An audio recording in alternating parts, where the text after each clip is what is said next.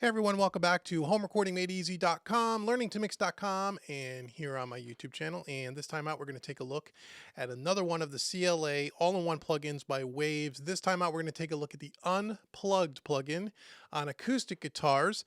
Last time we took a look at the electric guitar plugin. The week before that, we took a look at the bass plugin, and then the very first video we looked at in this little kind of mini series was the drum plugin. All these CLA all-in-one plugins. So go back, take a look at those if you haven't seen them already. They're really cool, and you'll find that these plugins are quite useful. So this time we're going to take a look at the Unplugged plugin. So before we get to that, if you like what you see in this video, please hit that subscribe button. Also go out to facebook.com/homerecordingmadeeasy and follow me there.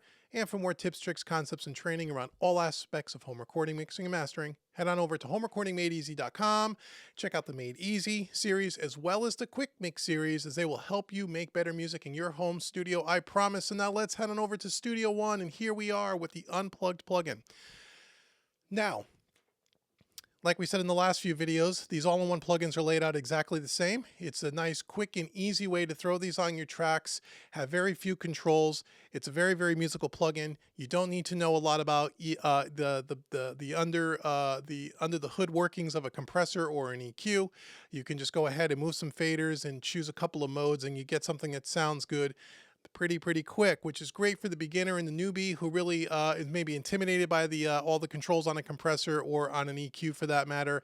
And although I think these are great plugins, as I said in my last 3 videos talking about these types of plugins, I really urge you, especially if you're new and you're at the beginning stages, to learn how to effectively use EQ and compression, and you want to do a deep dive into learning how to use a compressor effectively, how to use an EQ, both parametric and graphic EQ, effectively before you kind of maybe turn yourself on to this, because this is somewhat of a shortcut, and that's great and it sounds awesome. But from someone who teaches this stuff every single day to students, I try to tell you, you want to get down in deep so you can use EQ and compression effectively, because those are the 2 most important tools that you will need as a mix engineer. And I have Made Easy courses at homerecordingmadeeasy.com that will help you with both EQ and compression. But again, these are great plugins and they have their use. So let's take a look at this. So the Unplugged plugin is laid out the same as the other ones we talked about in the past. From left to right, on the left-hand side, we have up here some reverb pre-delays that we can adjust. We have 2 reverbs on this plugin, which we'll talk about in a second. So these are the pre-delay controls. Underneath that, we have our input sensitivity. We have our fader here with a little LED light above that. The idea with these plugins, these all-in-one plugins, the CLA series, is we want to push the input enough to get this LED to light up kind of an amber color. We don't want to go red because that's going to be digital clipping. And in the green stage, it'll still sound good, but to get to the optimal sweet spot of the plugin, Waves recommends you push the input to get kind of an amber lit LED, which we'll look at in a second. Right next to that, we have our input meter here. Then in the center section, again, all these plugins are laid out the same in this package. We have our bass and our treble control here. Again, there's no mid-range control on these plugins, and that's one of the things I'm a little critical about with these plugins, especially when you talk about guitars and drums. Having that mid-range where you can cut that mid-range or boost it a little bit is helpful. We don't have that here, but you can always follow it up with another EQ, which is what I typically do in my mixes.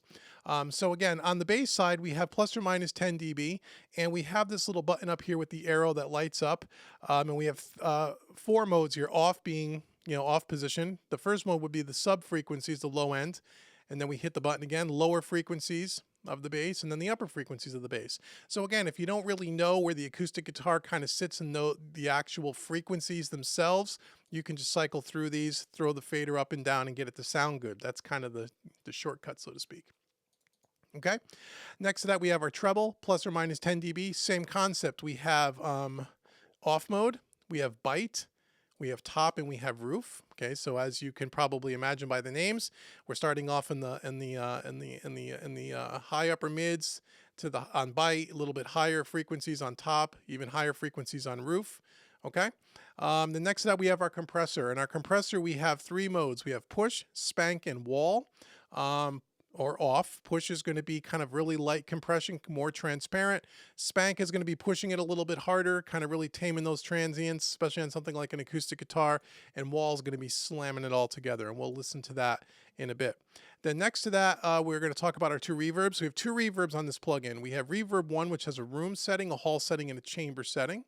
Okay, and you can adjust the pre-delay over here at the top left-hand corner, Reverb 1 pre-delay. And then next to that, we have Reverb 2, where we have a tight, a large, and a canyon setting, okay? And you have pre-delay too. You can use them both at the same time. You can use one or the other, or you don't have to use them at all. And then lastly, we have our delay here. We have a slap, an eighth note, and quarter note delay that we can use if we choose to. Over to the right of that, we have our output meter, and then we have our output fader that'll help us level match the plugin. So what I've done here is I have one acoustic guitar kind of soloed up here. And on these tracks, the only plugins that we have are the Waves NLS doing a little console emulation across this mix. And then the CLA. That's all we have. So all the EQ, compression, reverbs, all coming from this one plugin. So I'm just going to solo up this section here so we can kind of hear what we have. We'll start with the plugin off. We'll bypass it, then I'll bring it in, and then we'll walk through the controls, and we'll kind of show you what it does audibly as we move the fader. So let's start with it in bypass mode. Again, this is just solo, and then I'll bring in the rest of the band towards the end so you can kind of hear it in context with the mix. So here we are in solo.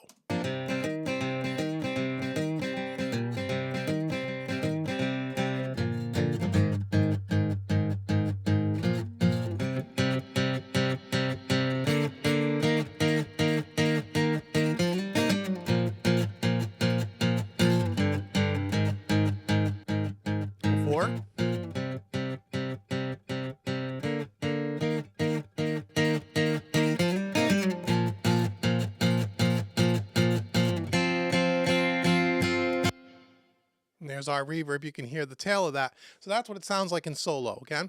So let's go ahead and let's just kind of cycle through what some of the controls do. So I'm going to kind of turn off all of these first. And we'll start with our bass here. So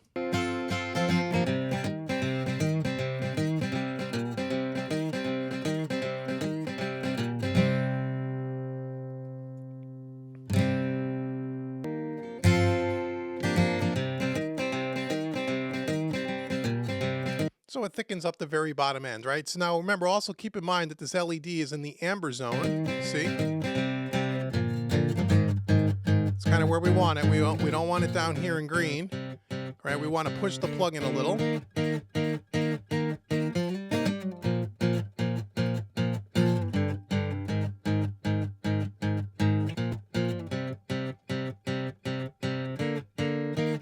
Okay, so when we bypass the plug-in in and out, we turn down the output to kind of compensate for what we boosted in the input, and that kind of level match the plug-in, which is always a great idea. So there's our lows. The lower.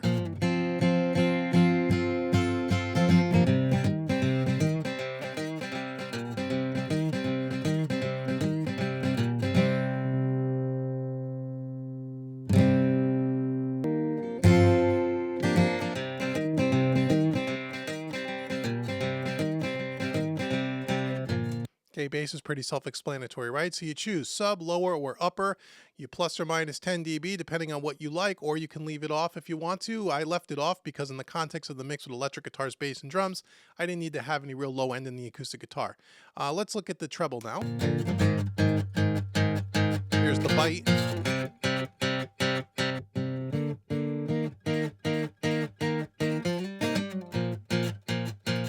A little brighter.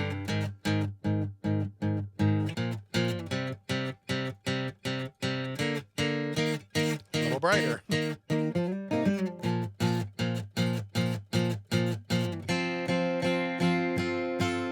And then off. Okay, our compressor here. Let's start with it off, and then we'll bring push, spank, and then wall, so you can hear what that kind of does. We'll just keep the fader kind of in the middle.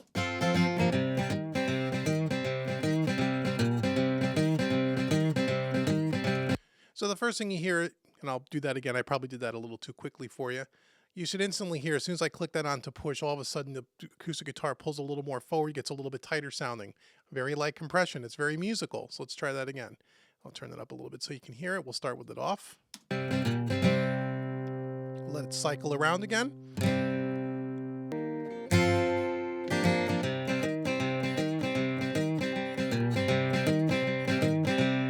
present, right? Let's go over to spank and see what that does.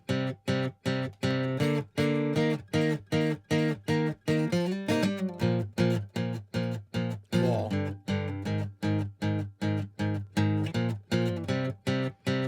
So the difference between wall, push, and spank, wall gets a little bit quieter. Why? There's a lot more compression happening there. So again, you just kind of cycle through. Depending on your source material, you can kind of figure out what makes sense for you.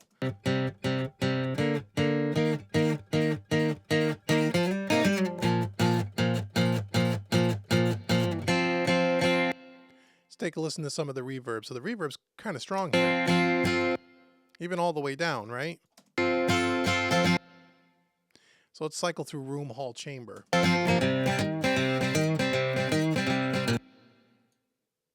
There's our hall.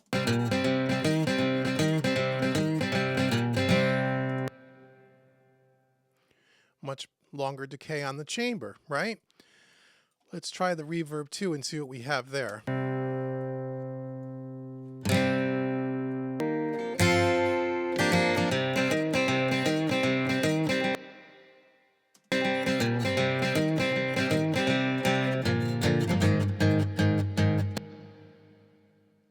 Much larger.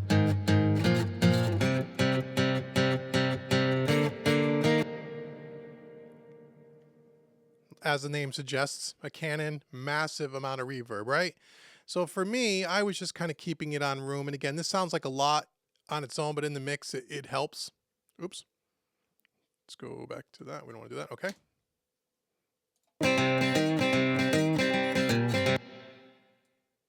And let's turn that off for a second. We'll take a listen to the delay quickly. So here's our delay. I wasn't using delay, but here's what delay does. We have a slap.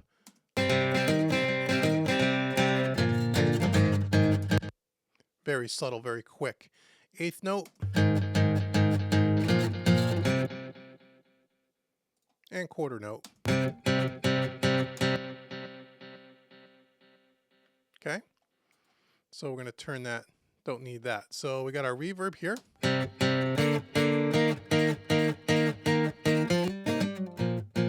Before.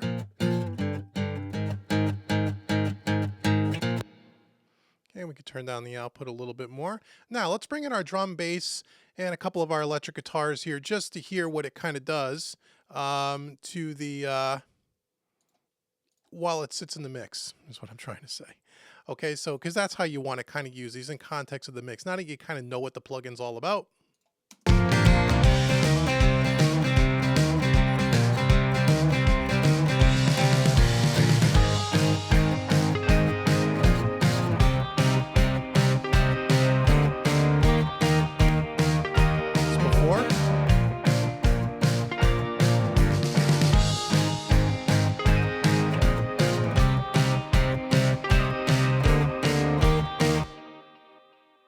Okay, so that's how it kind of sits in the mix. So how I use this plugin is, you know, I'm doing it always in context of the mix, and I'm kind of just blending things together. Once I get kind of my EQ the way I want it, get my compression the way I want it, I'll dial in the reverb to taste. Now you can choose to use the reverbs on the plugin, or you can always use a send, and you could send this off to another external reverb, another track. But I wanted to use the reverbs in the plugin just to try them out. So once again, I'll play it back here from the beginning. I'll turn up the acoustic guitar a little bit louder in the mix than I probably would normally, so you can hear it a little bit better. And then what we'll do is we will bypass the plugin on and off a couple of times, and we'll end this video. So here we go.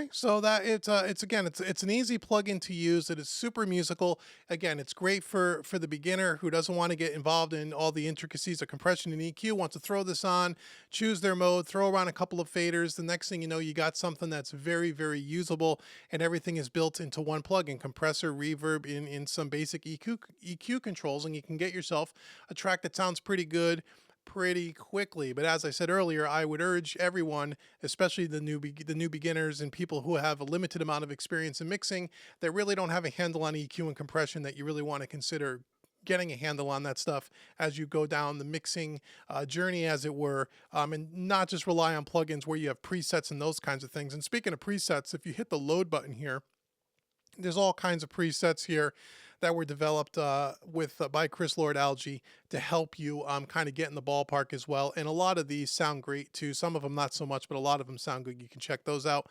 The only thing that I'm critical about with these plugins is they don't have a mid control, and I wish they did. In some cases, it's not needed, but in things like guitars and drums, I would recommend, or would have wished that there was a mid control. But hey, it's still a great plugin. And again, for 25, 30 US dollars, you can't beat it. You can get that price through waves.com several times throughout the course of the year. I believe the plugin at regular price is 150 bucks. And even at 150 bucks, if you do work with, say, a lot of acoustic guitars, or if you work with lots of drums and you get the drum plugin, it's a great little plugin to have. So once again, I hope you thought this video was helpful. Please hit that subscribe button below. Share this videos with others. It really does help me. And as always, as I said, go over to homerecordingmadeeasy.com. Check out both the Quick Mix series and the Made Easy series. And by the way, if you want to see all of the CLA plugins, all these all-in-one plugins, in an entire mix, the mix that we have on the screen is actually the training product for the January 2018 Quick Mix. So depending on when you're watching this video, head on over to homerecordingmadeeasy.com. Check out the January 2018 Quick Mix. This song is where I used all and mainly only the CLA all-in-one plugins: the drum plugin, the Unplugged plugin, as you see here, the guitar plugin, and the vocal plugin, and the bass plugin, all 5 of them throughout the majority of the mix. And you can see how I built the whole mix around these plugins, and how we can really get a great mix with just these plugins for the most part, and a couple of tape machine plugins too. So head on over to homerecordingmadeeasy.com. Oh, and last and certainly not least, head on over to learningtomix.com. If you want to join a community of like-minded audio engineers, everyone from the very beginning stages of mixing all the way up through the seasoned pro and everybody in between, we have a community of mixing engineers that are helping each other, and we're all learning from each other to get better at the craft of mixing. And we have anywhere from 6 to 8 hours of new video training every single month for our members. Myself and Pete Woj from mixbetternow.com have created this mixing training website resource. I really think you're going to dig it. Head on over to learningtomix.com and check out what we have going on over there. And until the next video, I've been David Vignola with homerecordingmadeeasy.com, and I will see you in the next video. Take care.